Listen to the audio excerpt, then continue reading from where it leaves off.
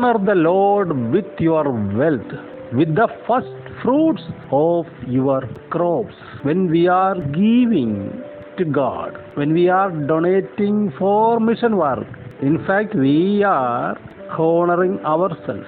We are expecting respect from others. That is why the blessing of the Lord in its full measure not coming on us.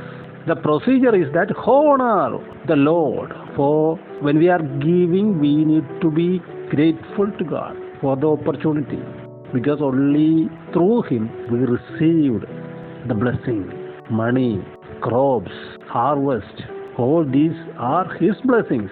A small part we are giving to Him. So we need to honor Him with our full heart. We need to respect Him. We need a mindset that we are honoring God when we are giving.